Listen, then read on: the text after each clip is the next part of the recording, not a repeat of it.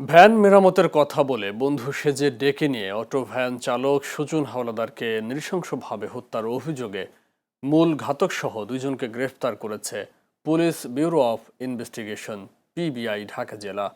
গ্রেফতারকৃতরা হলেন হত্যাকাণ্ডে সরাসরি জড়িত মোহাম্মদ মারুফ এবং লুণ্ঠিত অটো ভ্যান কেনার অভিযোগে মোহাম্মদ তানভীর ঢালি ওরফে আকাশ।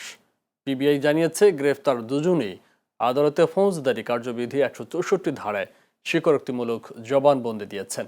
পিবিআই জানায় নিহত সুজন হাওলাদার পটুয়াখালী সদর উপজেলার লোহালিয়া ইউনিয়নের কুড়ি পাইকা গ্রামের মোহাম্মদ আমির হাওলাদারের ছেলে।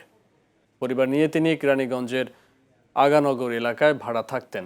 আজ সকালে পিবিআই ঢাকা জেলা কার্যালয়ে এক সংবাদ সম্মেলনে এসব তথ্য জানায় পিবিআই ঢাকা জেলার unit incharge police super MN Morshed. আমরা ঘটনাস্থল থেকে তার পরিচয় শনাক্ত হওয়ার পর এই ঘটনা বিষয়ে ছায়া তদন্ত শুরু করি।